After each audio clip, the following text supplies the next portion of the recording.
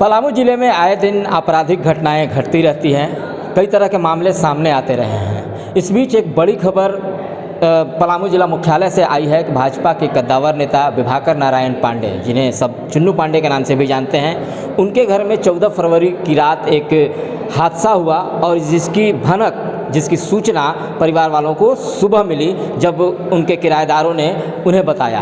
क्या कुछ पूरा घटनाक्रम है और आगे इससे की प्रक्रिया में क्या कार्रवाई हो रही है, इस पे हम बात करेंगे विभाकर नारायण पांडे जी से, हमारे साथ मौजूद हैं। सबसे पहले आप अपना नाम परिचय बताते हैं, पूरा घटना। मैं विभाकर नारायण पांडे, पेशे से अधिवक्ता और राजनीतिक कार्यकर्ता हूँ।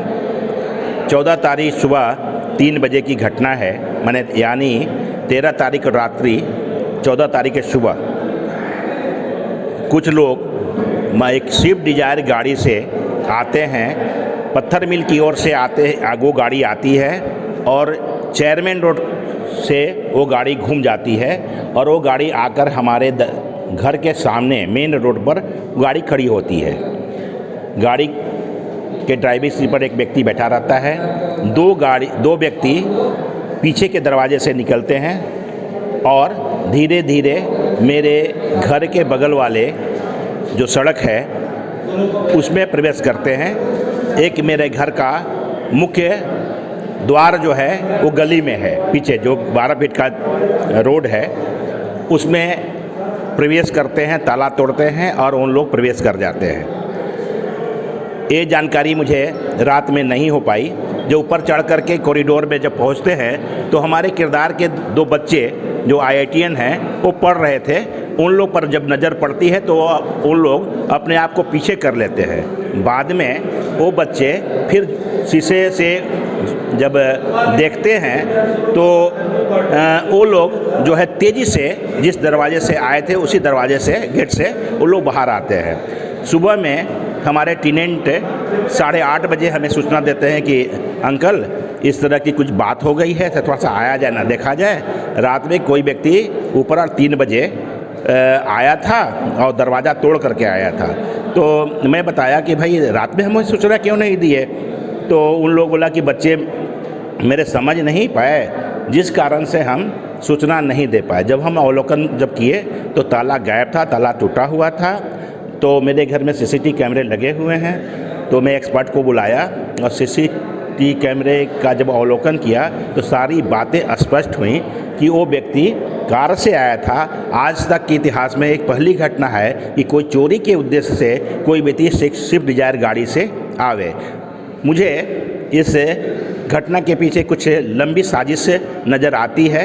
इसकी सूचना मैंने पुलिस पदाधिकारी को दी। थाना प्रभारी मेरे आवास पर आए, 2 घंटे उन्होंने CCTV कैमरे को खंगाला ना, लेकिन कल भी मैं अपने स्तर से CCTV कैमरे को खंगाला हूँ। कुछ फोटोग्राफ्स जो है मैंने पुलिस प्रशासन को उपलब्ध कराया है, लेकिन अभी तक मुझे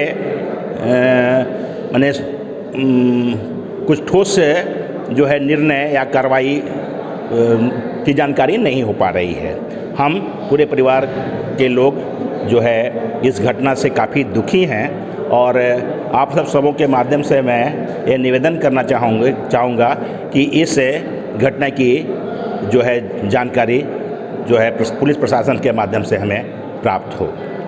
तो भाजपा नेता के घर में इस तरीके की जो वारदात हुई है, इससे पूरा परिवार आहत है और परिवार के लोगों को यह समझ में नहीं आ रहा है कि आखिर उनकी नीयत क्या थी। हालांकि विभाकर नारायण पांडे ने एक बात जो कही है कि उन्हें एक साजिश की बू आ रही है, तो आखिर ये साजिश क्या है यह तो जांच के बाद ही पता चलेगा। हालांकि इस मामले में हमने पलामू के सांसद BD राम से भी बातचीत की। उन्होंने कहा कि मामले उनके संज्ञान में आया है और इस पर वो SP और DC से बात कर वस्तुस्थिति को जानने की कोशिश करेंगे और अपराधियों का जो मनोबल बढ़ रहा है उस पर लगाम लगाने की दिशा में भी उन्होंने कार्रवाई की बात कही है। निश्चित रूप से ये एक चिंतनीय विषय है। पुलिस प्रशासन को इस दिशा में ज़्यादा ध्यान देने की आवश्यकता है। विधि व्यवस्था की स्थिति चरमराए नहीं, नक्सलियों पर नियंत्रण बना रहे और आपराधिक गतिविधियां कम हो, ये यहाँ के प्रशासन को या राज्य सरकार को देखना है। मैं इस संबंध में उपायुक्त एवं पुलिस अधीक्षक से वार्ता करूंगा। मैं आज ही लौटा हूं, इसलिए वस्तु स्थिति का अध्ययन करके उनसे वार्ता करूंगा।